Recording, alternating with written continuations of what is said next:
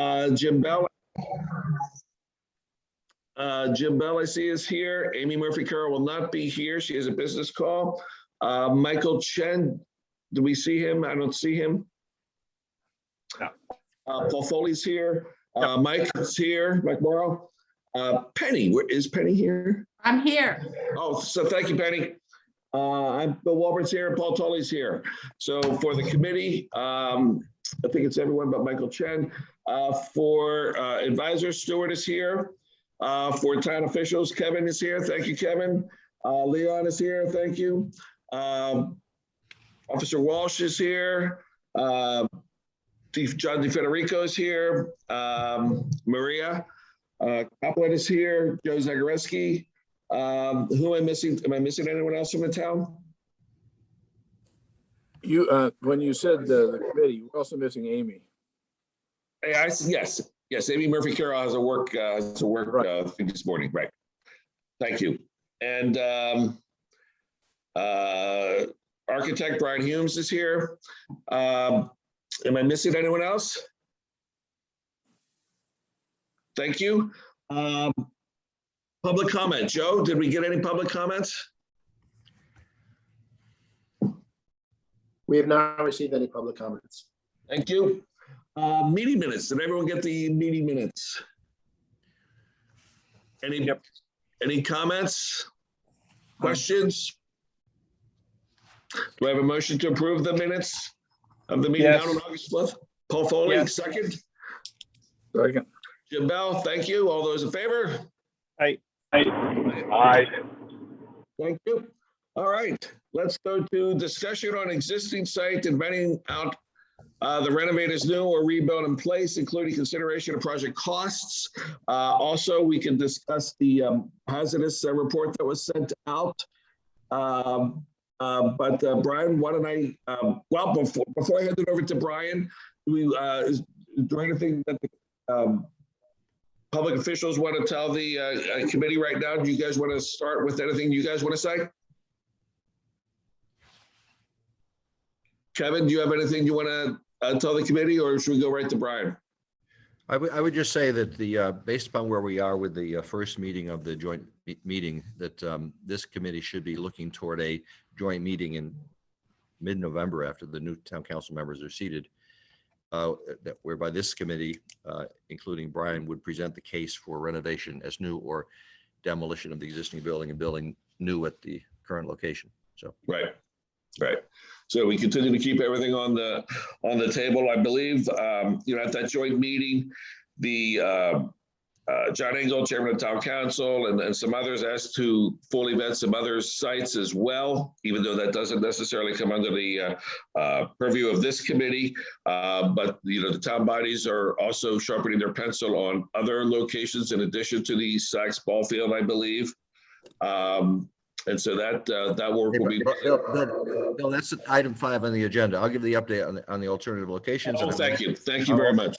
I'll also give an update on the discussion of the range at jointly with another town. So yeah, because that was new that came up the other night at the Board of Finance as well. All right, so let's get on to the existing site and vetting out the renovate as new or rebuild in place project costs. Brian, I know there were some questions about water and things like that. That of course, this committee has to look the town in the eye and say that we feel very comfortable that the renovate is new. If we proceed in that direction, really will be like new. And so you want to start maybe with Amy's question before I forget to ask it, because I promised I would, on the water and the based on the elevation that was. okay. I did get this question yesterday. Thanks, Bill. This is really the first meeting since March that I really haven't come to you with any prepared presentation or anything. I haven't, since we presented to the 3 boards, I haven't really done anything additional. We did get this question yesterday about, are we confident that we can waterproof the lower level? And would it be more practical to bring the front of the building back to its original state, which was an exposed lower level? And I still stand by my original recommendation that we can waterproof that front wall. I think there's good enough products out there we're familiar with that if we excavate that front area, we can properly put a waterproofing membrane, a drainage board, and a foundation drain to get the water from not migrating through that wall and impacting the interior. If we choose to expose that front wall, there's no guarantee as to what that condition of the masonry will be. I don't know if there's been prior attempts to damp proof that front wall or any other waterproofing products that are on there, but it's not a condition that I'm comfortable saying we're going to excavate and it's just going to look pristine. That brick could have product on it. I don't think excavating down and putting retaining walls is going to be an easy thing to accomplish. You're going to have this exposed lower level. I think that the procedure that we've outlined, I'm 100% confident that we can provide a waterproofing solution to the building, and we're doing it from the positive side. We're doing it from the exterior side. If we were trying to do it from just the interior side, there's some limitations to that. But the fact that we can get to that wall, we don't have to excavate too far to get to the base of that wall, and then properly waterproof it, drain it, and I'm very confident that we can take care of water infiltration. We just did a similar thing to Weston PD, where they had some water infiltration along the basement walls for Weston. We did the similar approach, excavated it out, waterproofed it from the exterior side, and then backfilled it again. And it's been a success for Weston. And that just happened last year, about 18 months ago. And Brian, Brian, when you say Brian, would putting you a be putting- membrane on the outside, what kind of a membrane is this? It's a bitchathene. It's like a rubber roof for a better analogy. You're putting a waterproofing membrane. It's not a fluid applied, Stuart. It's something that has consistency to it to block the water. And do we know what the life expectancy of that is? Life of the building, really. And then you put a drainage plane on the front of it. So if there is any moisture that gets against that membrane, it has a plane for water to migrate down to drains at the base of the wall. So that'll last for 50 years or so? Yes, It will? Okay. yes. And how often do the drains have to be maintained? The drains are placed into gravel, so Well, if there's no migration of that, the drains should flow.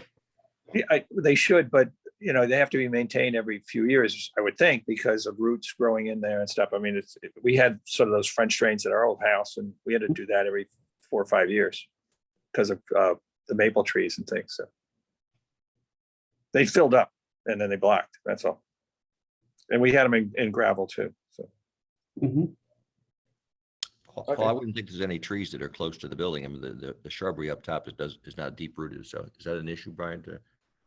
No, I was going to bring up the same thing, and there's nothing in that drain area that's a large root plant. I know that roots are pretty pesky, and they can seek water, but we're just having landscaping in the front of the building, not any large trees. One of the things, obviously, we would like to get our hands around, and it's impossible to get a definitive answer, is, long-term maintenance costs for a renovated new building versus long-term maintenance costs for a brand new building. And obviously it depends on the building. And trying to predict the future is a tough thing to do. But in your experience, Brian, how does that differ? Should the town expect slightly higher maintenance costs going forward for a renovated new building versus a brand new building? What are your thoughts on that? I know, if you're talking the same square footage, you're going to have similar maintenance costs. Mm-hmm.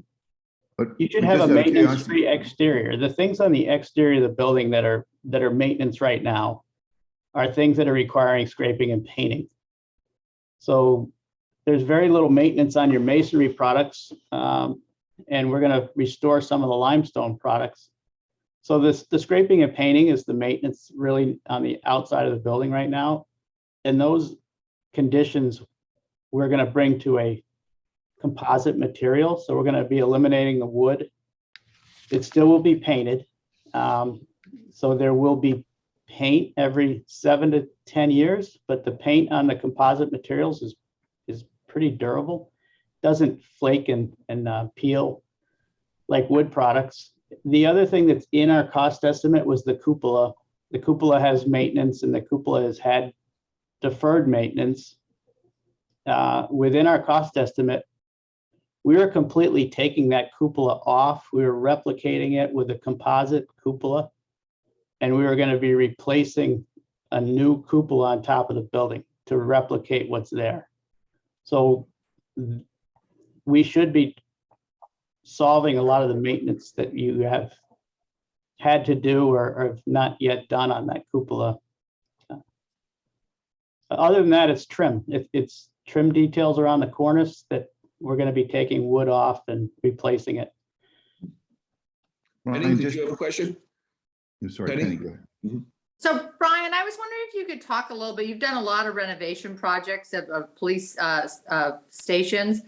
And I don't know if you use the same cost estimator that we used for, to get the numbers for this project, but I was wondering if you could talk a little bit about your level of comfort with the, the estimates and the high contingencies, or the level of the contingency that we have now for the renovation as new project. Well, if I can share a screen, I do have a cost comparison because we have used the same cost estimator on a lot of, for the last 20 years, I've used the same cost estimator. Let me see if I can get for you cost comparison, because this is what I use to give some confidence in my cost estimator.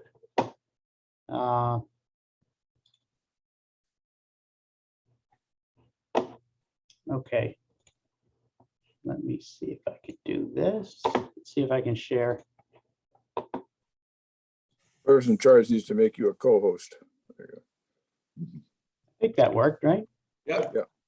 All right, this goes back to projects that go back quite a ways. This, as far as 1998 is Rockland Police Department. So we go from 1998, which is bids received in 1998. Now this is a historical, all of our police stations, to the most current, which is now, Windsor Locks Police Department. So with this data, I can show the cost estimate. This is Frank Vansler. All of these estimates you see on these pages are Frank Vansler's cost estimate. I'll blow it up a little bit for you. So then we have bids received. So how did the cost estimate compare with the bid received? So Holbrook Regional Dispatch, Frank's number was 3644. We received a bid of 3960. So he was 1.0% off. He was 1.0% low on his estimate. Here's the change order total for the project at 2.8% change orders. So your final cost was this. And so now we're up to 2019 on these projects. So we all go back. So you can say, okay, here's a Ansonia, we're 38% off from what Frank said to what the bid received was. And is there a reason for that? Can we see why that happened? And yes, we know exactly why that happened. And it was nothing to do with Frank. The project changed and the scope of the project changed. So Frank never updated his estimate. They went out to bid. Now this project, they did award it and it's under construction. It's just finishing up. But we can understand that. But if you're looking at the others, we have 4% under, 2.4. Bethel was 26% over. Now, why was that? Because Frank's number was done in 2014. it was bid 4 years later. So we're not trying to hide anything. We're just trying to say, this is what happened with these projects. But I think if we bid this in 2014, he would have been pretty close. If you look at the change order total, now how did we do in Bethel? The change order total at the end of the project was a credit. So we had a $12.6 million project, and we ended up with a credit of $266,000 at the end of the job. And the final cost of Bethel was under the bid amount. So it tells you a couple things. It tells you how's our cost estimator, but also how's our track record on contract documents and getting the project done for the cost we said it was going to be. So you can say that our total change orders over all these projects is 4.6%. So it's historical, going back about 20 years. We have a plus, we have a plus, we have a plus, we have a minus, we have a minus, we have a minus. So yeah, we're over in some of these projects, but we're over, and we're over by 2%. What happened in Norfolk, we were slightly over, but we also had $1.4 million in change orders. And there was a reason for that too. So the final project was 8.9. You might say, Hey, why Brian, are we? Yes, Brian, not to interrupt, but I just didn't want to move on from Bethel. yes. Bethel still doesn't have a working range, correct? It still has leaks and water problems, and that's all part of the same project, right? I mean, they're all connected. They have the What happened? range equipment. The range equipment was never in the original project. Gotcha. Okay. We never bid the range equipment. We only bid an empty shell of a range. And there has been some water infiltration into that exterior envelope. Through no additional cost, the contractor's gone back and corrected that. And they're ready now to appropriate more money to outfit the range for the equipment. Gotcha. So Did they put a similar sealer on the outside that you're suggesting for our building? No. What Okay. they did to finally resolve the masonry was they put a paint product on it, a waterproofing paint product. Okay. That has to be reapplied every probably 5 or 10 years as Yeah. well, right? Yes. Yeah, okay. Okay. Thanks. Yeah. But in the Brian, 12 that was new construction, right, Bethel? Yes, it was. So I don't know what the problem was with the water infiltration, but there'd be no reason to think it would apply to our project? It would Or what- not. No, because in Bethel, they did it as a single wide wall, meaning there was one block, the exterior block was exposed to the exterior, the interior of the block was the interior face of the building. So it's only one block wide. So Right. what we did for New Canaan is we within our cost estimate is a double wide wall. So there's a drainage cavity between the exterior and the interior. So a little Okay, different good. construction. Yep. But we have it as a double wide masonry wall. It would help your acoustics too with the double masonry construction. You Okay. see how the history of cost per square foot has risen. 474 was Bethel in 2018.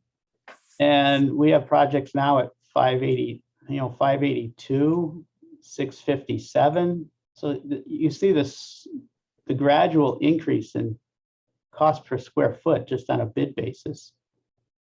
Brian, are we coming in like $800 a square foot?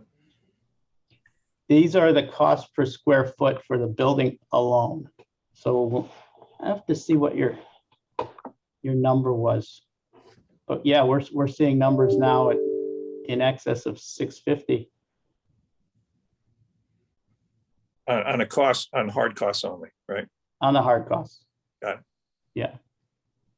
His Brian, option B was $630 a square foot for cost of work. So 630. So you're in that range that we're seeing for costs. This just goes back historically. There's a lot of Mhm. pluses and minuses, but we're very confident with the level of work that Frank gives us. Monroe, Frank's number was 2.8, bids came in at 2.77. So we're 3.9% under. If we're 3% over, 5% under, 14% over, it went from 4.2 to 4.8. But to offset that, our change orders were 0.77%. So the contingency is your other safety valve. If the bids come in high, do you have a safety valve?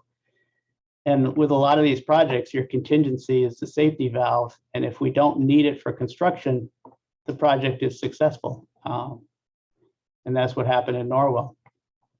They didn't need a contingency. How many square feet do you have once we're fully renovated? I think we were at something like 32,000 square feet. We're just about, 30 and change. So Gardner was 35. Darien 37. No, I'm sorry. I'm talking about New Canaan. Yeah, New Canaan was about 30. 30 plus the range, I think, though. 30 plus the range? Yeah. And then if you were to build new, you had estimated 25? When I was asked to do my analysis for building new, we used the number of 30. But you wouldn't need 30. Your needs analysis indicated you only needed 25 or 25.5. But that did not include a range. And your 30 wasn't- doesn't include the range either, Brian.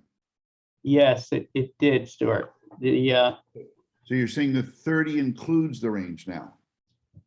The space needs assessment did not include a range. Right. Okay. Space needs assessment, not including a range, was 25 or 25.5, something in that range. Yeah, so if I added 2,700 square feet for a range. Yeah. Forget the range for the time being, Brian. Just let's focus on the building itself. But 25.5 for a brand new building-ish, and the renovated police department, would you say total 30, or you're saying 28 now? I think you need to ask that question again. I mean, Okay, if we renovate as new, yeah, what is the total square feet we will end up with, not including the range? 30. It's a number right around 30. Okay, so We had an addition that was being planned for that physical training addition. So we're taking the existing square footage and we're adding the new construction, and it totals about 30. okay, so 25 if we build a brand new building, and Right. 30,000 if we renovate as new. And in either case, we're not including a range. That is apples to apples, yes. Okay, thank you.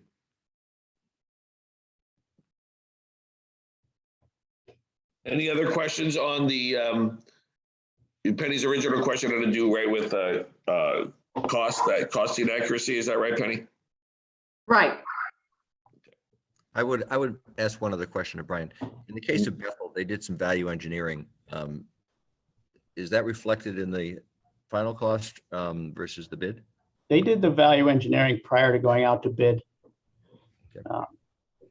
So yes, it was the number that you saw for Bethel was value engineering was incorporated into that. We had originally the entire building was all masonry exterior. And prior to bidding, they only kept the masonry on the front of the building. And they changed the exterior material to cement board siding on the remaining elevations. Now, when we went out to bid, the bids came in favorable. And so the building committee throughout construction kept adding more bricks back to the outside of the building.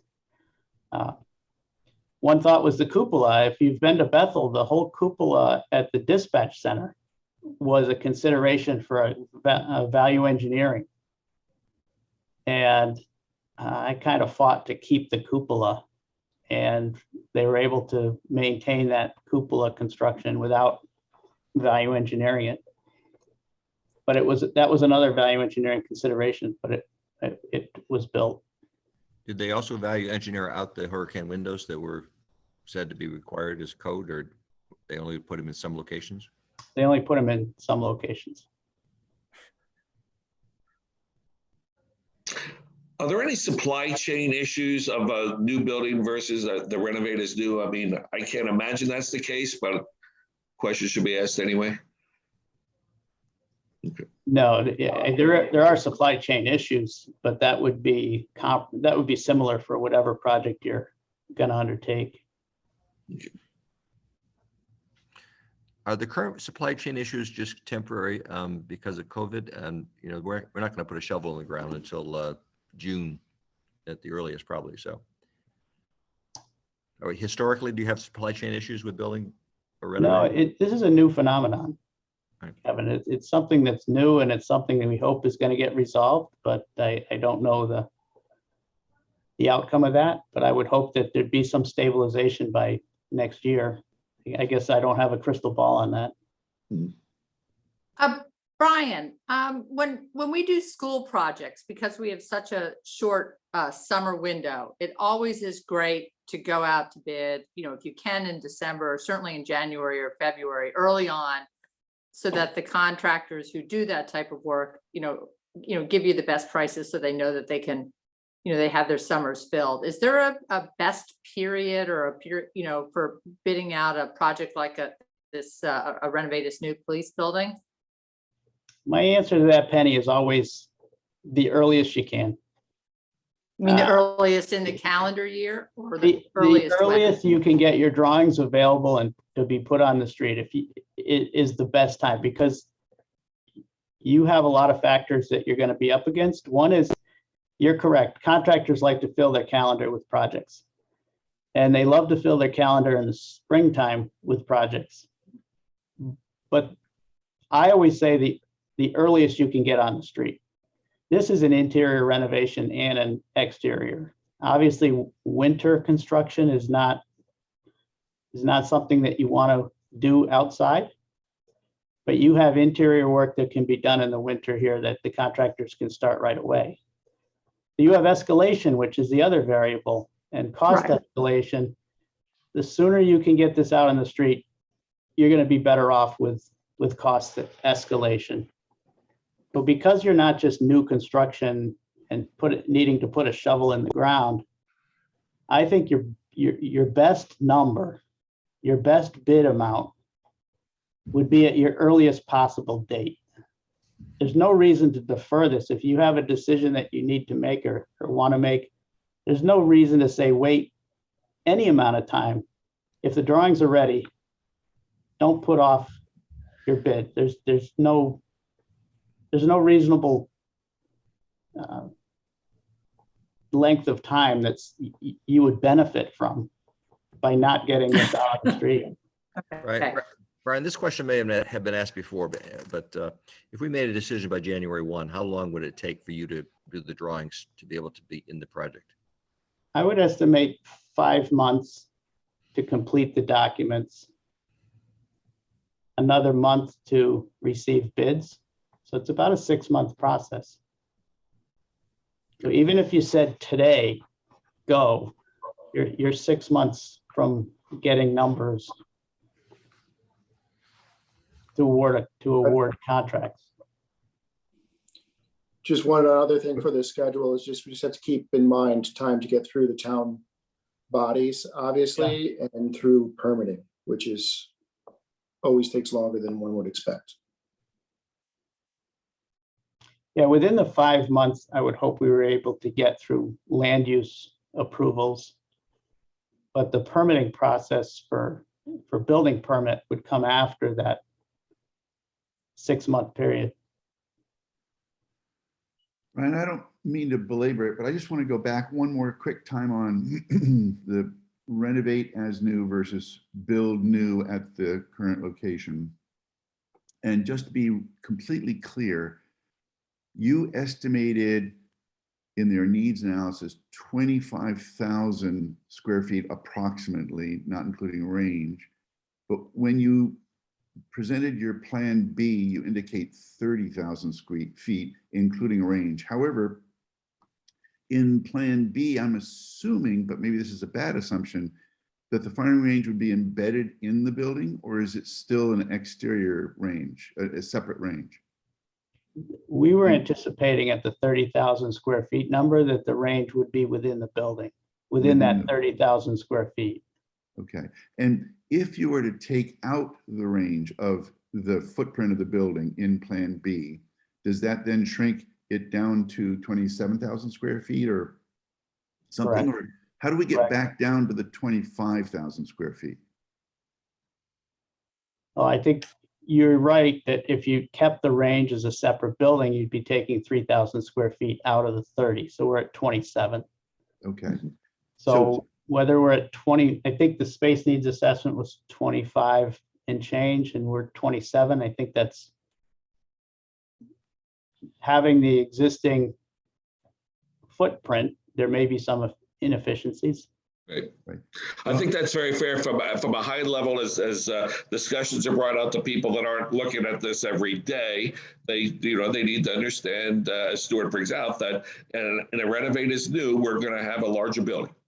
And because of simply just because of the existing footprint of the building, that if we started from this clean piece of paper, we'd be able to fine tune things to deliver to the community a smaller building. And a larger building, has incremental costs associated with it versus a smaller building going forward. There's no, that's, again, at a high level, that's just a truism. right. I think my other point though, Bill, is that if we wanted to get an apples to apples comparison, Yes. and we leave the firing range out of the equation, Mhm. we ought to be looking a build new at 25-ish thousand square feet pricing, not at 30,000 square feet pricing. Right. So I'm just want to be sure that the numbers that we're being presented are truly apples to apples.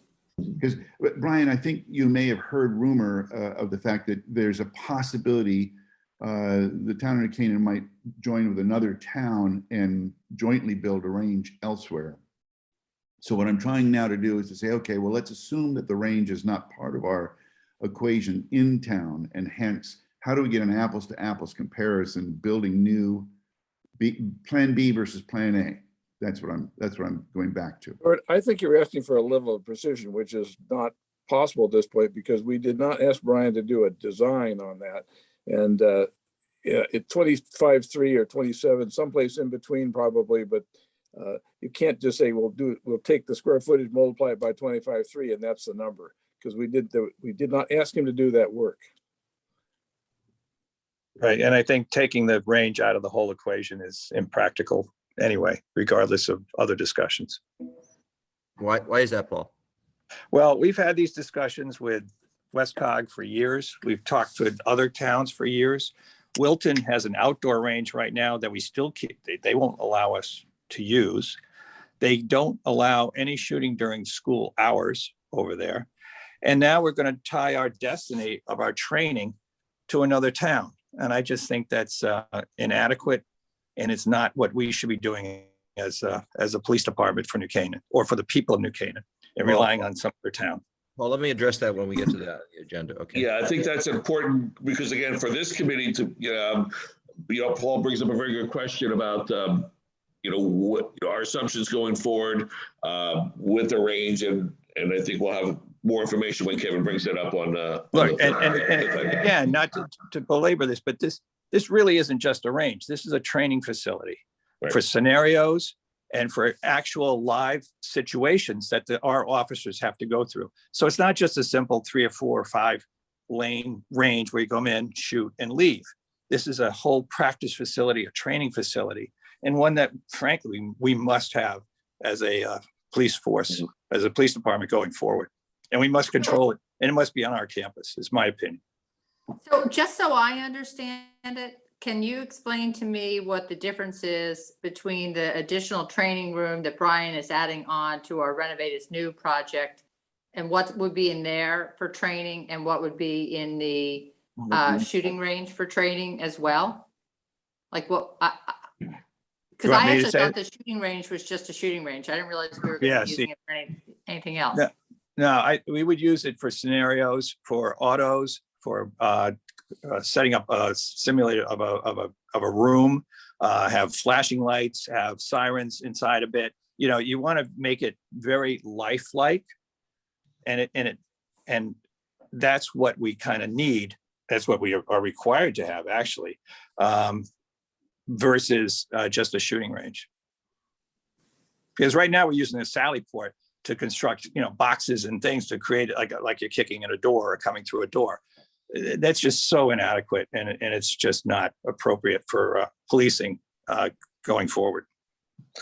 I think that's a very fair point, Paul, right? That it's not just a shooting range, it's actually a training center. It is a shooting range as well, but there's a lot of other types of training that will make a lot of sense to do there versus where they're currently being done. I mean, the fact that we have to do training in the Sally Port when you don't know whenever you're going to necessarily need the Sally Port is certainly can't be best practice. I mean, we're training for the use. No, excuse me. We're training for the use of deadly force here. Okay, this is not just a range. We've got to train for that, and right now I don't think we are getting that out of the facility we have today. And to wait and maybe go over to Wilton and maybe do this and maybe do that, which we've had for going on for years. Andy Walsh has been going to these meetings for years, and nothing's come out of them.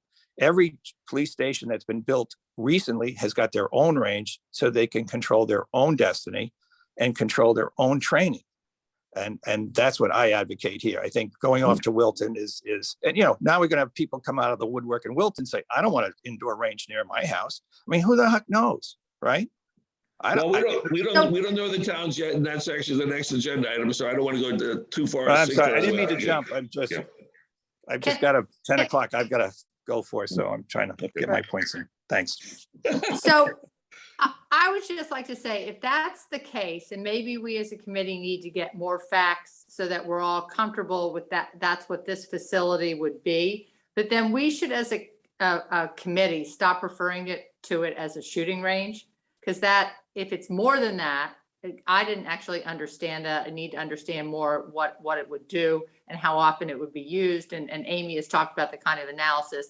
But I think we keep talking about it like a shooting range. That's how it's going to be perceived by the community. So if it's more of a training facility, that maybe we as a committee need to get more information on that from how the police would use it. But we should just change our terminology.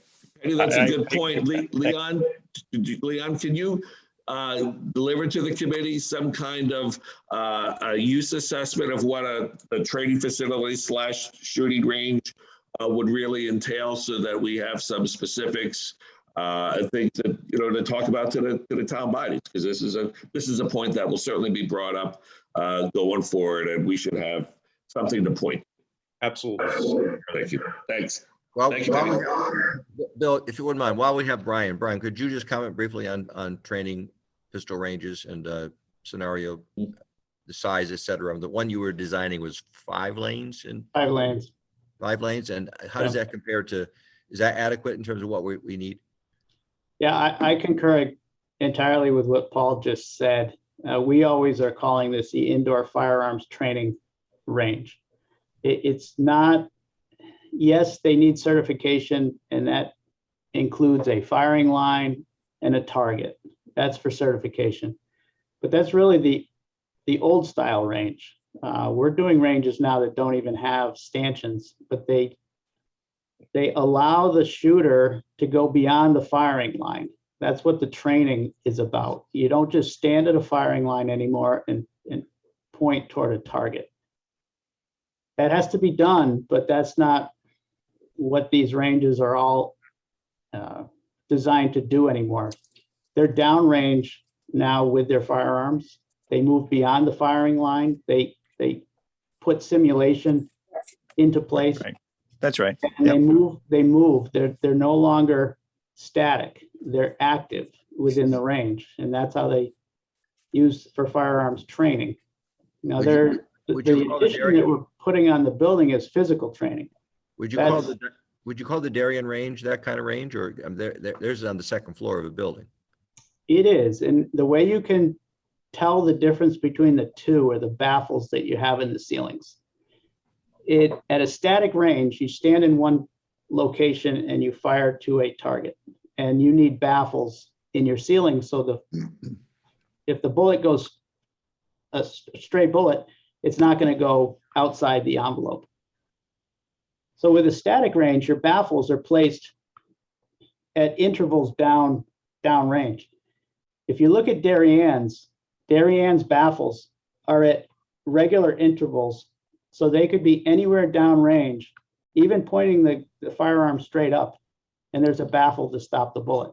That's how you differentiate between the two types of training, whether it's static range or an active range. We design all our ranges now as active ranges, and you could go down range with your firearms. Yeah, clarification, Brian. I've been to Darien Range multiple times. My analysis of that is not the open range concept, because they have the fixed, stations there at the back. Although you can move forward in that range. Move in front of them. Yeah.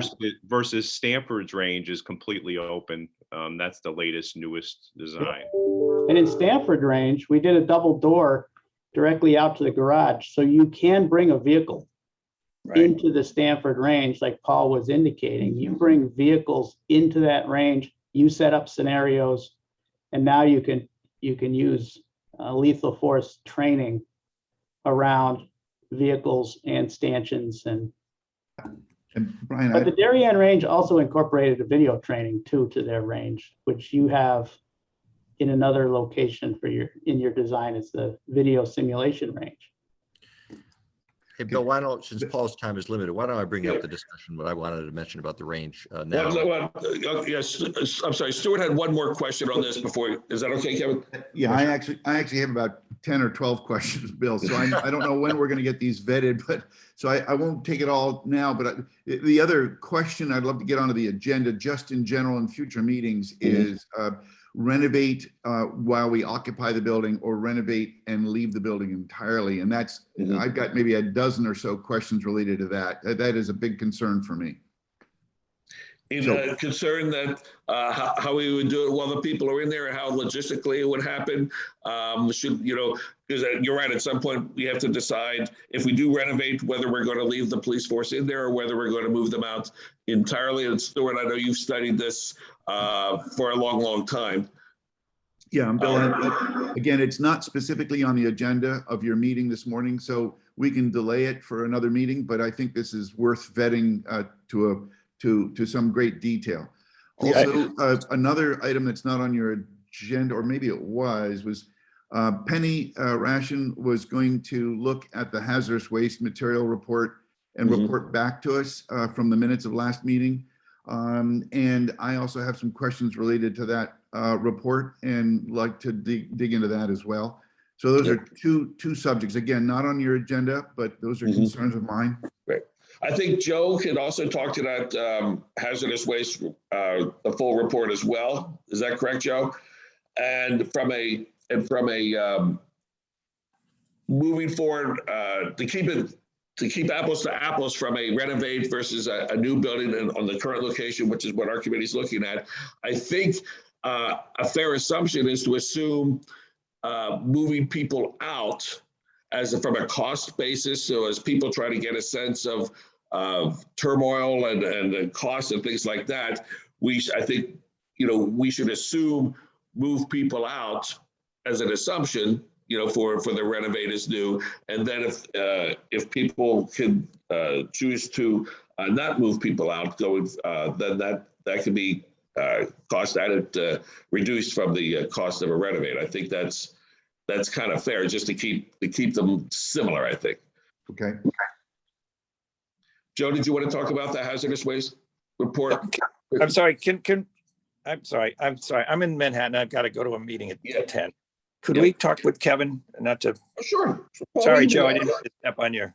Let me quickly summarize. So a year ago, we had discussions with another town about sharing a range.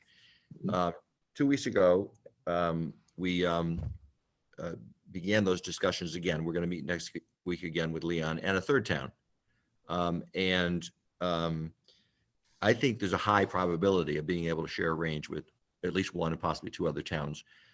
With the kind of range we just talked about being a training facility open that we want. It's important to recognize that people don't train on their shifts. They are sort of always training outside of their shifts.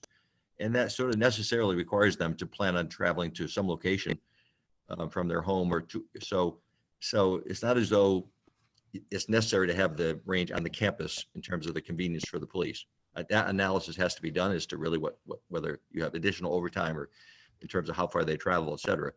So anyway, this discussion I think will be completed by the end of October here. I think it's something we should seriously look at, Paul, and we'll involve you and Bill in those discussions. And by early November, have a recommendation whether we ought to go without the range and, the details about a joint range with one other town or two other towns. So, and it would not be a controversial issue in terms of the location in the other town. So, Well, we can all speculate on that until people come out of the woodwork and vote against it, in town. Look how controversial was the library, and look what happened there, Well, they do. People emerge. Yeah, I think it'd be a good idea if, Joe and I and Leon and, Bill and Paul, you're welcome to join this next meeting and we'll see how concrete that discussion is going to be and what the issues are. Okay. I just know we've been trying this for years, and again, it's talk, heats up, nothing happens. Well, the other point the other town is in the process of building a police department.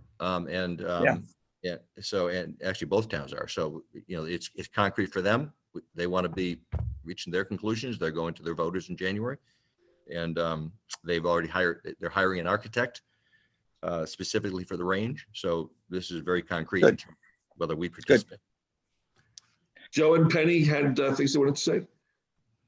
So just on this topic, I was curious what Brian would think, if you could share, Mike, I think you need to mute, but if you could share, a range with other towns, that obviously would have some benefits, but, because we don't know exactly where that's going to be and how fully that's going to be committed. If in our planning process, we went with the renovate as new with the standalone, range or facility, training facility in the back, how much are we increasing our costs by designing that without knowing whether or not we would actually need to use it? In other words, you might want to, just because all the costs of construction keep going up, we might want to get started on the project if we want to do a renovate as new, design this, and then, we would pull the trigger later, whether or not we would actually, need it or not. Is that crazy? I'm just thinking that No, it it's a good might not be idea. that hard to design. No, I think that's the way by definition, we would have to proceed. We wouldn't want to take a risk on incremental delay because on a probability, even if it's a good probability. I think the cost, especially in a renovate is new, it's a separate building, makes it easy. If something else is decided, that may change a little bit, but I think you're absolutely right, Penny. Proceeding with belt and suspenders is probably a good idea. The other issue we have with the range on the current campus is planning and zoning approval of that. So,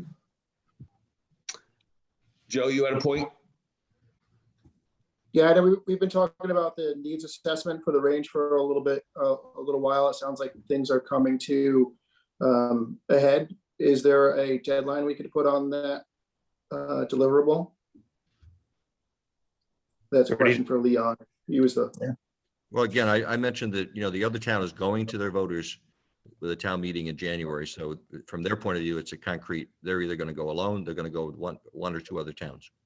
And it's currently being designed for 3 towns. And the initial conversations Leon and I have had, we'll have more conversations next week, is that it would work for New Canaan. Leon, do you want to speak to that? Yeah, I mean, what we're doing now is adequate, but not ideal, meaning we're using Worcester Mountain and we're using other indoor ranges as needed. Certainly the ideal circumstance would be to have our own range. there's a lot of questions that need to be answered, I think, with the shared concept in Wilton, as far as ownership, town's contribution. We don't know yet those questions. We need to get those answered. I think it's something we definitely need to explore and vet out, and it's smart to do that. But I think there's a lot more information we need before we know it's going to be an absolute win for the town in that regard. Well, Right, and we haven't explored the private-public relationship that we could do in our town as well. And we could have other towns come in and use it, sub it out to them as well. But at least we would have it. Well, that's a good point, because, you know, Yeah. we really should explore the idea of a Yeah. range, different location than at the police station building itself for various reasons. And there are other locations that would probably work in town for that. All right, no, I don't want to go down that path. I just, that path will be. Well, 2 again, years. don't assume you're going to have approval for a range at the South Avenue current location. That has issues that planning and zoning has to approve. Well, we'll talk to them. Okay, Sorry, to get back to the, can we get a deadline for the deliverable of the needs assessment? Just so that I think everyone would have a better understanding of how you use the range, how it's utilized, and how valuable it is. How about by 3 p.m. on the 22nd of October?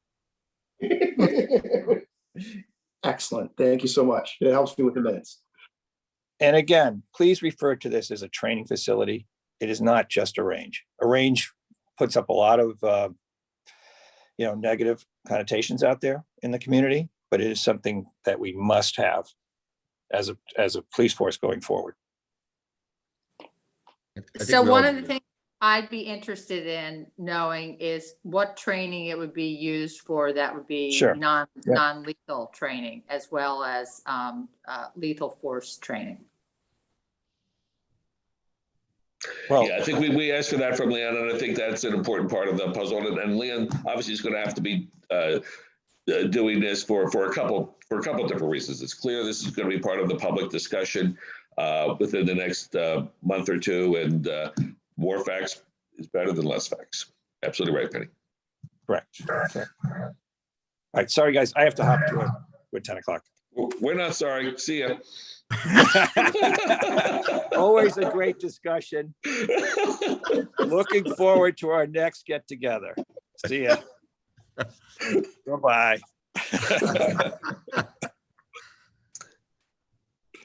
What are we seeing here? What are we looking at here? Is this you, Leon? Did you? You're on mute, Brian. Yeah, that's Stanford.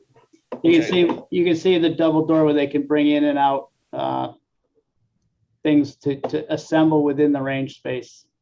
So this is an eight lane training range. You see the baffles at the top, so they could go down range and they're completely protected from the bullets. Everything's bullet resistant, ceiling, walls.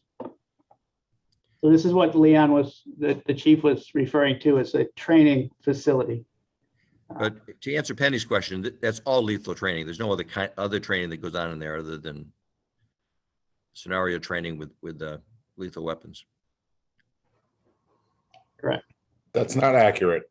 No, they could do simulation in here without firearms. They can use this for Right. other uses. John, the reason I said that is because the other training facility we have in the building gives you that other. Why don't you explain that, John? Okay. John, you want to, or I'm happy to, whatever. Well, there's a multitude of training opportunities in a room like this. Force on force, shooting decisions, when not to shoot, which is more important than actually shooting. We bring a trailer in annually to do a low light shooting and shooting decisions. Many of which the scenarios run through are no shoot situations, and those are mandated. There's case law that we have to train to those sorts of environments. There's also movements and entries, how to approach a doorway, for example, all sorts of training that doesn't require any kind of use of the firearm at all. Some of which we're doing in our sally ports now, some of which we do at locations in town that are building teardowns where we use simulated firearms or simulated scenarios, all sorts of things that don't require lethal force. So it's not just actual shooting, it's a lot of training to train to not use lethal force. So that would be probably the majority of what the room would be used for. And certainly we would do our annual qualifications with the firearm, but there's lots of training that we do to not shoot. Andy, does that answer your question? I'll just add a little bit to what John said. So the two different rooms are a little distinct, meaning the training facility / range does all those purposes that John described. And then the simulator room, which we're proposing, is pretty much interactive scenarios that don't have any live fire. They use a simulator, so kind of like a laser weapon of sorts, and other tools that the officers have to make use of force decisions. So they're distinct, but kind of collaborative training opportunities. Could the two be combined? I mean, could you combine a simulator room and this this No. facility, is this training facility as well? No, the simulator room is a 360-degree room or something close to that has screens all around the officer and runs the scenario around the officer. So it's kind of an immersive environment.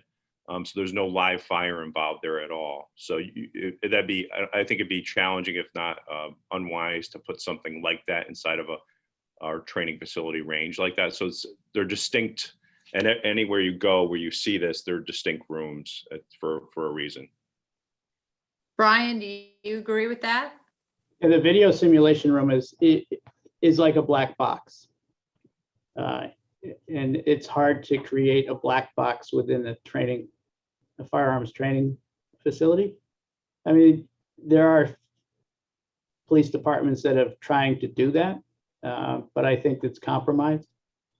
But if you think of a black box, you can create a video simulation within that black box better than you can in a range. Can I ask a quick question on whether this simulator was included, the equipment was included in the budget? Because we had a big range from different simulators, from a couple $100,000 to, I didn't think you had that in your budget.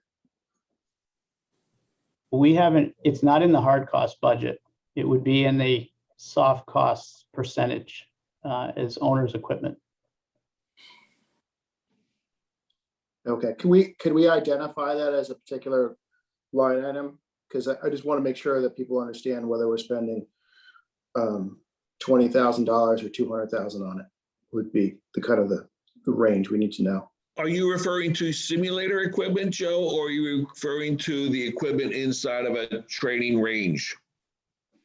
Simulator equipment. Thank you.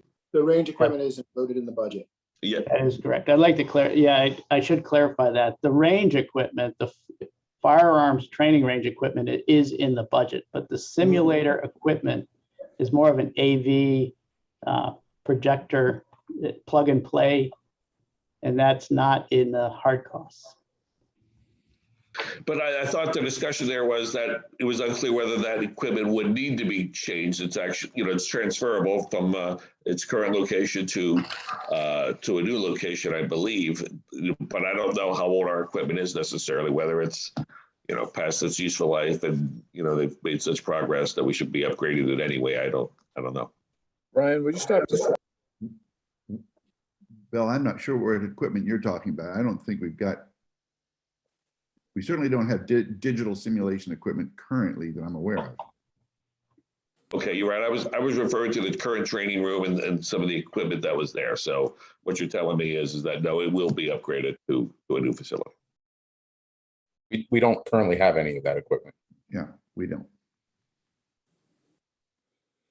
So Leon, it might make sense to, and I'm more than happy to lend a hand if this would be helpful, is to just give a very basic description, not today, but in the future, of a classic traditional shooting range the evolution of the shooting range to a scenario range, still potential live or simulated live fire, and then that versus a digital training facility. And maybe that would be helpful as a foundation for everybody to understand what those are, how it's evolved, and then ultimately what you would like to see in the new police department. Sure, that's not a problem. We're at 10 o'clock. Should we move on down to the next item? Yeah, well, the one last thing we didn't touch on was the hazardous report. If anyone had any comments on that before we move on to the alternate, item 5. You want to address the hazardous report now, Bill, you said? I think it's just a proper spot. If there's anything in particular that, how many questions did you have on it, Stuart? I don't know, half a dozen or so. Stuart, I think we should have the licensed professional that's involved in that answer any of those questions. For the sake of this meeting, Penny, from the last meeting, she reviewed the proposal, not necessarily the report. That wasn't our task, just to kind of correct that. Thank you. Yeah, thank you. And so we do have that. We do have a report. There's a $70,000 item that we know is an exposure, but we can talk about that in more detail with the licensed professional on the line. Hey, Bill, could I suggest that you kind of have a 3-member subcommittee consisting of Stuart, Penny, and Joe, and maybe yourself to look specifically at that with the licensed professional? I think that's a great idea, Kevin. Yep. Include Jim as well, Penny? Yeah, I Is that what you were gonna include say? Jim as well. Sure, absolutely. And we'll go into that in a little more detail. Thank you for bringing it up there, Stuart. Yeah. All right, item 5, Kevin? Okay, very briefly,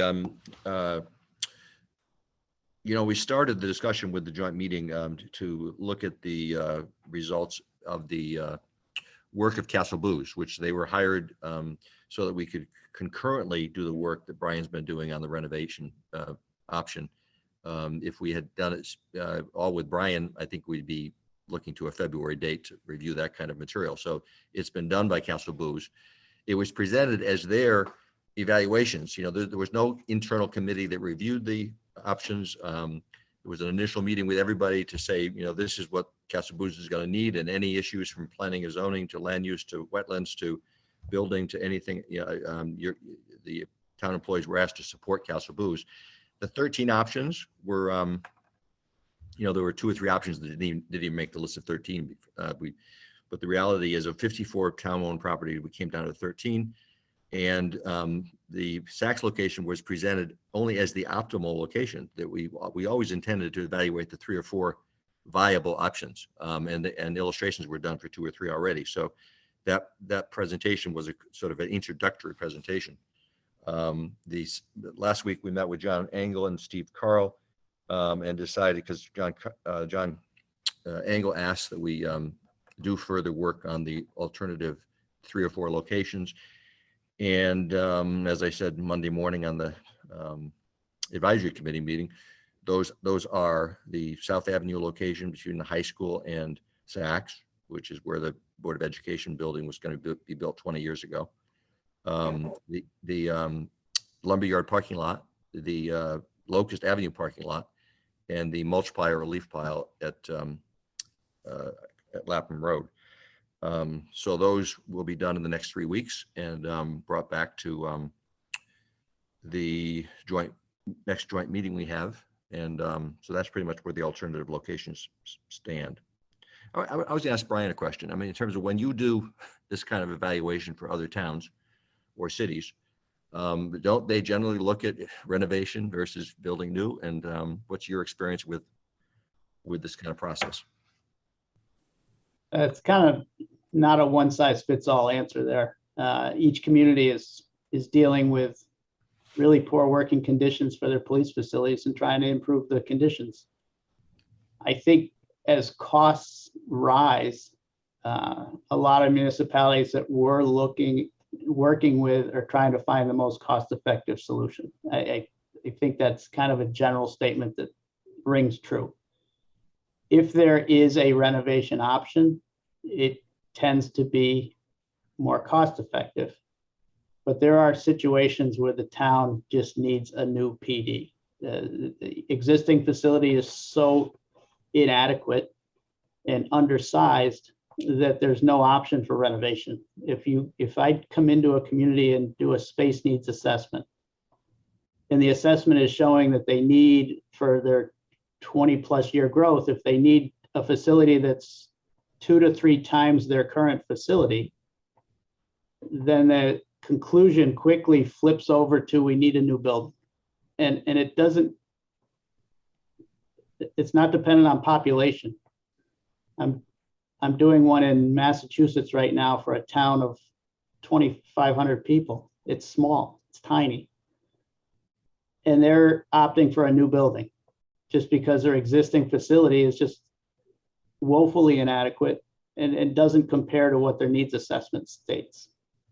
So that's the first indicator for us and for the community, is compare your space needs assessment from existing to proposed. The only reason that I'm still seeing a renovate as new option for New Canaan is because your space needs assessment tells me something, and it tells me that your needs are 25 and your existing building is 27. So in that scenario, I think I would be advising any community to say, look at your existing building. You're not in a condition where you need 2 to 3 times current space. So I think we just boil it down to that simple analysis. If we were to try to take your 27,000 square foot facility and we ended up with a 75,000 square foot need, then I think we'd all be in agreement that we need to be someplace else. We need to find another site. Wherever that is, you state the needs. We try to meet that need. But I think trying to find the most cost-effective solution is kind of generic to everybody.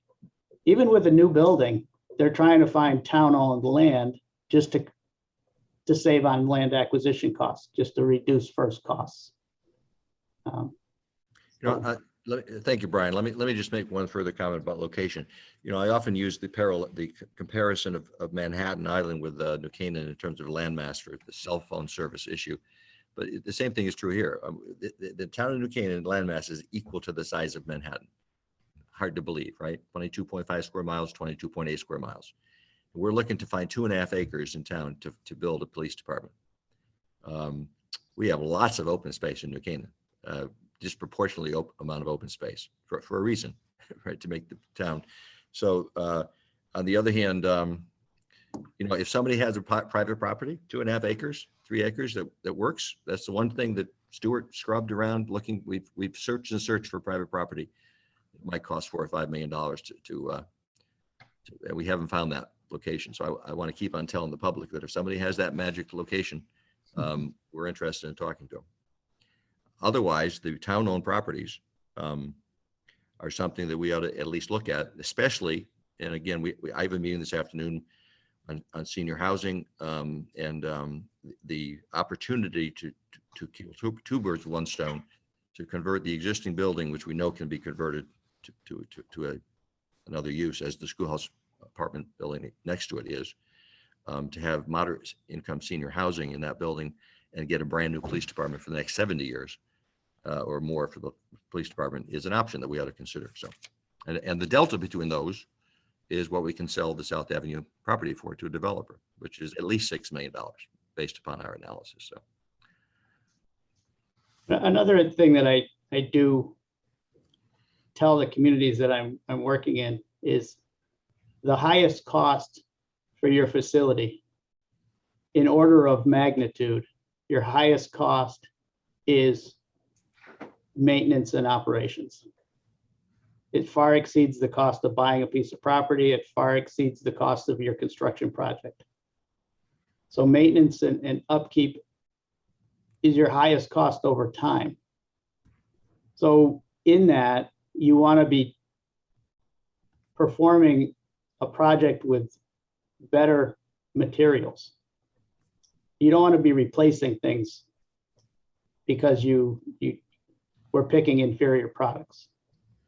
Your maintenance and upkeep is to a point, if you reduce the first cost so much, you're going to be replacing it in a shorter amount of time. Right. And it's going to cost you much more over the life of the building if you're going to have to redo and remove and replace, to the point of it's going to deteriorate now and you have to rebuild sooner. So I think you're right to say you need to do something that's going to last. This Renovate as New option gives you new products, and you can say, well, we could save money by not replacing the cupola.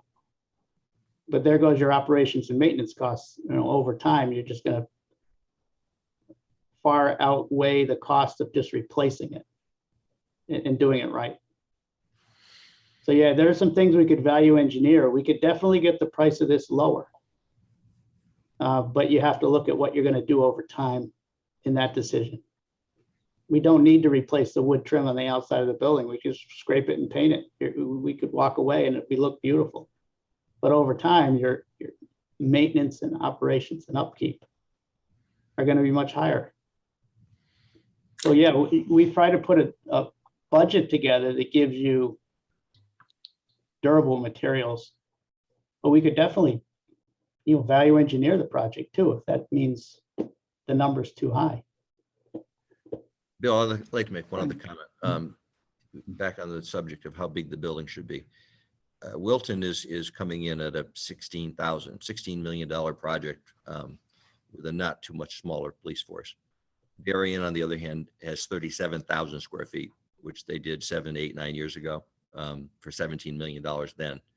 So in terms of what the size of the building we need, I mean, Brian's estimated the need at 25,000, but that's also in the eye of the beholder as to what you think you need. They have a fortress in Darien, and Wilton's trying to get one built within their budget. So, Brian, how many square feet are as part of the new addition to your Renovate as New scenario, option A? How many square feet are in that new wing, the new, do you know offhand? Was that just like a 40 by 40 foot space or something? I do have that information. If you give me a second, I'll find it. Okay, thanks.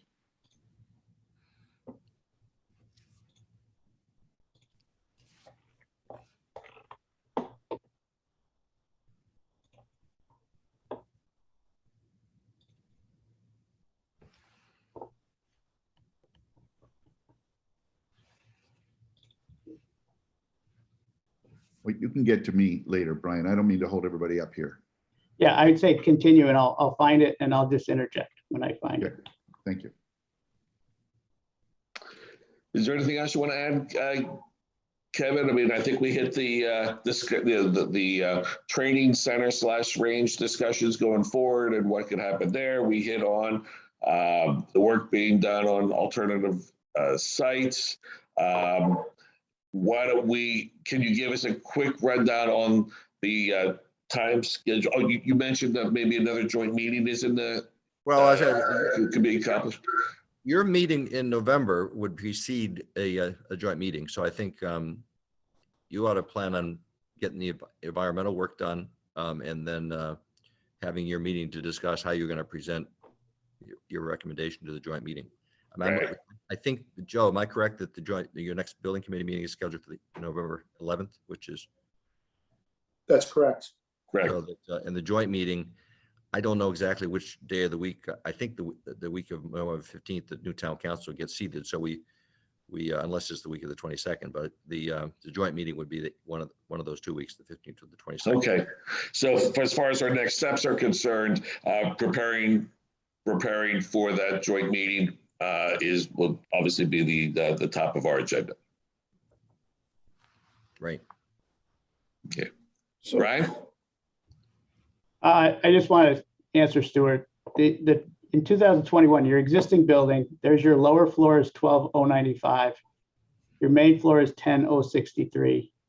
Your upper floor is 7,327.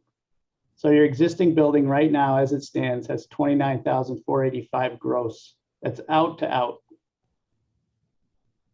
That's outside dimension, outside dimension. The addition is 1,020. Okay. So I it, would love, if you could share that, if you could send that to me, I'd appreciate it. and then the range, if we were to build the range, what we're showing out to out on that is 2,730. And that's not included in your 30. Not included in the 35. Gotcha. Because up here, we were comparing what we had in the space needs assessment was a simulated firearms training and the defensive tactics. Those Gotcha. are within the building Gotcha. Yeah. at 1129, but that's not the outside range. Gotcha. Okay, I understand that. If you could forward that to me, I'd appreciate it, Brian. That'd be helpful. Thank you. Yeah, I'd be happy to. This is a comparative between 2006, 2018, and what we're showing you in a plan today. Gotcha. Okay, And the perfect. 2018 is the needs assessment. The Right. needs assessment was 24.5.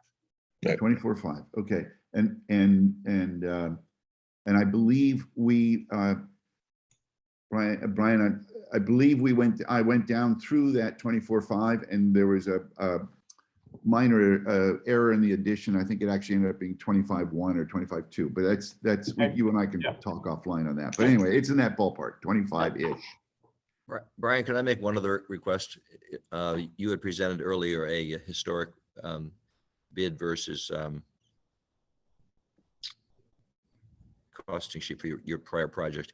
Could you go down that list and tell us which ones had ranges and which ones were on campus versus some other arrangement for their pistol range, their training range? That would be helpful to kind of understand. I know that previously you said about half of the new police departments don't have ranges of their own, but be helpful to know, how people have looked at the total cost of their projects and whether they included training ranges. On this sheet, Bethel, as I said, that number includes only the shell, not the equipment. But they have space for a range. And right now they're looking to fund the equipment for that space. Lakeville, no. North Haven, no. Ansonia, no. Carver, no. Is it true the small towns generally don't include a range because it's kind of an expensive item? No, the only reason that they're saying no is they have a solution in place. They have an outdoor range, they have some place to train. So they haven't included it in their building project. It is an expensive option, but like Barry, they have an outdoor range in Barry that they didn't need to include it.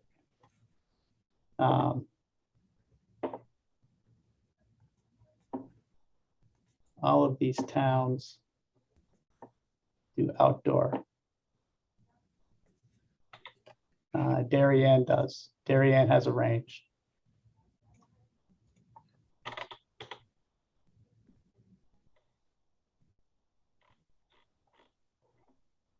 Stanford has a range. Yep. Danbury has a range. Who did Norwalk? Norwalk has a range. We didn't do Norwalk. Okay. East Hartford has a range.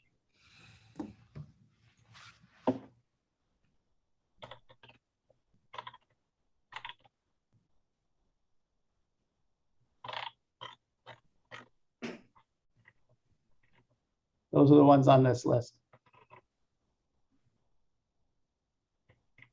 And Stanford's not on this list. Should be, but it's. But I mean, I think for everything I've seen, people think we need and want a range. We just so. Yep. Every one of these police departments needs to solve that problem, and how they do it is kind of on a case by case basis within each town. But every one of these departments has the same issue. I was just talking to Wallingford yesterday. Wallingford's going to build a range.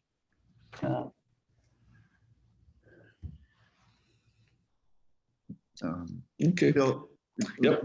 can I ask a question? At what point would we, as a group, or you as a group, I should say, more specifically, make the recommendation as to whether we occupy and renovate or vacate and renovate? And at what point, and how do you come to that conclusion? Well, that's a very good point, Stuart, and it's something, obviously our committee needs to talk about. We have not taken a vote. Obviously, I have a sense in talking with our committee members of where they stand, but we haven't asked anyone to raise their hand one way or another. I think, and this is just a general discussion of the voting members of the committee. When this, if we can assume that a November joint meeting will ask people where they stand. I mean, we've gotten to that point, and I think it's probably appropriate, in my opinion, that in our November meeting, some kind of a vote is taken, whether it's a formal vote or a sense of the committee. But if I was on the town council, the board of finance, or a selectman, I would ask, I'd want to know what the opinion of the building committee is. And so I think that's a very fair thing to have in our November meeting agenda. But I'm obviously open to what the other committee members think as well.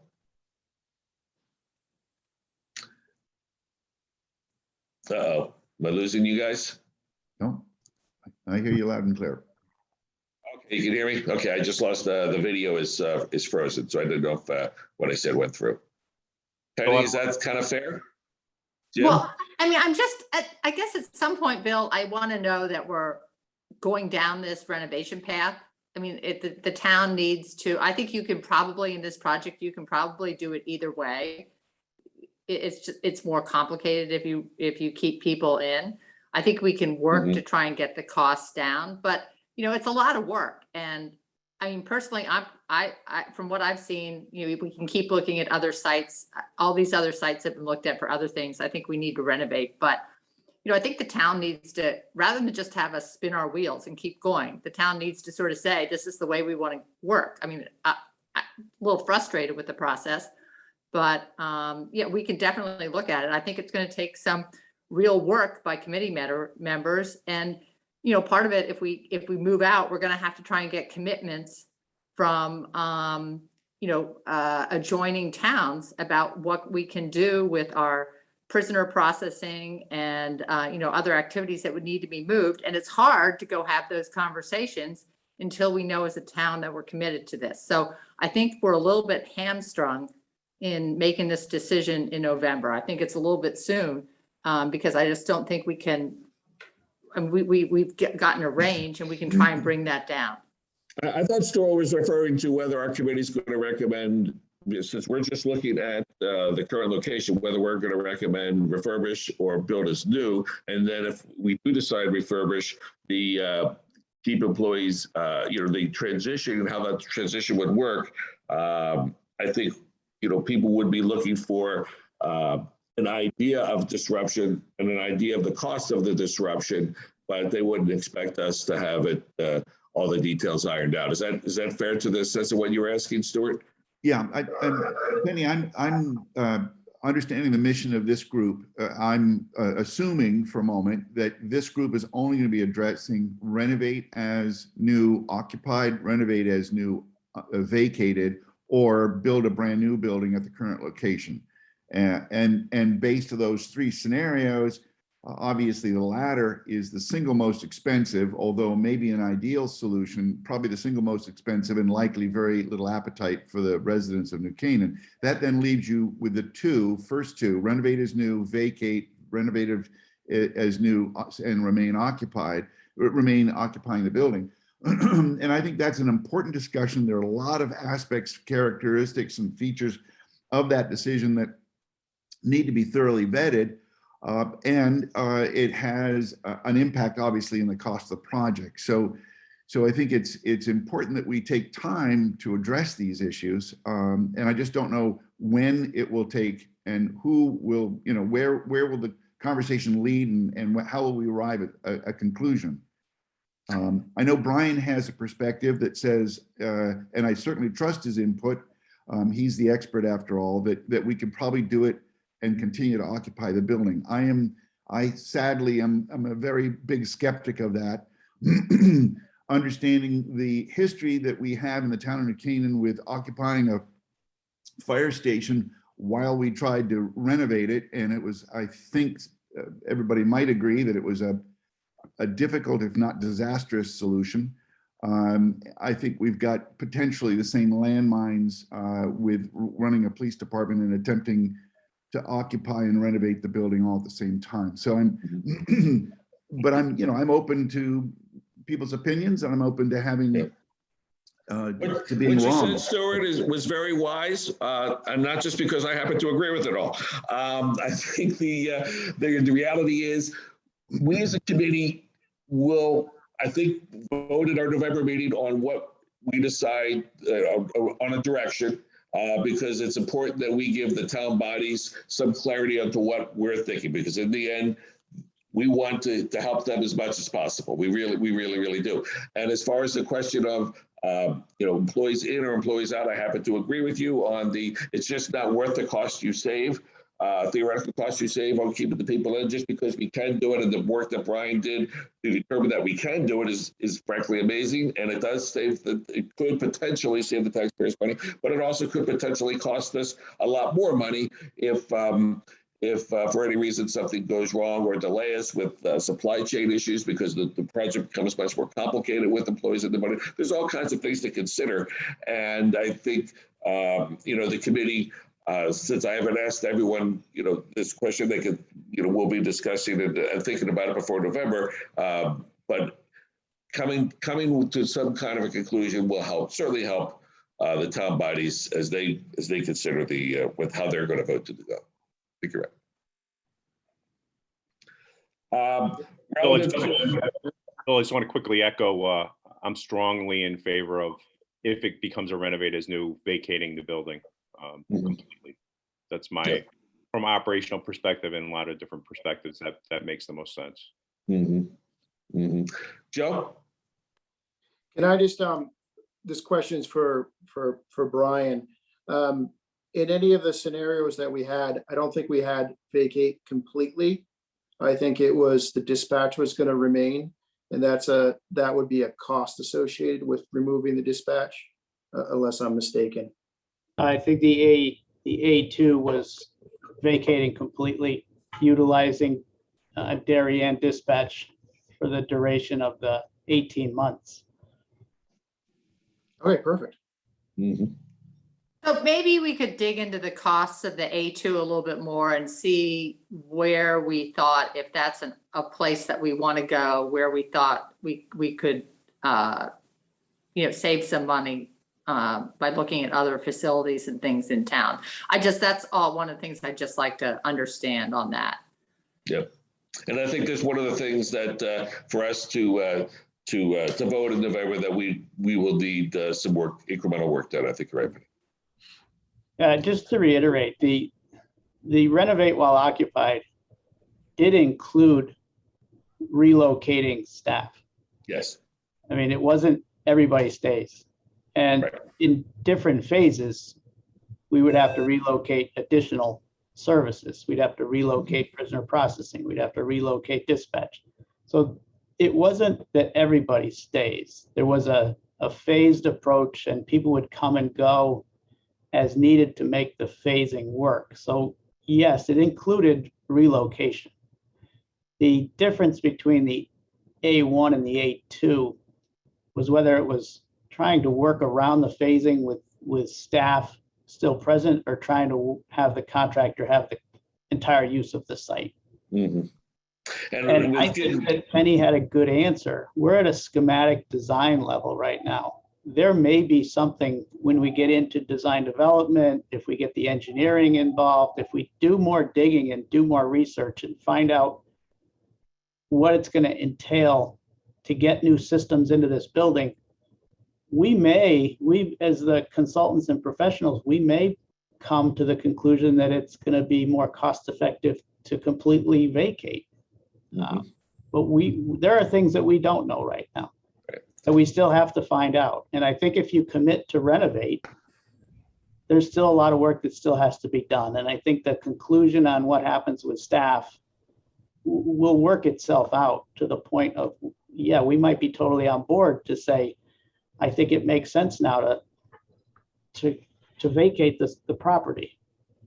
So I think it may be a little bit premature to decide A1 or A2, but I think that, you should concentrate on whether it's A or B.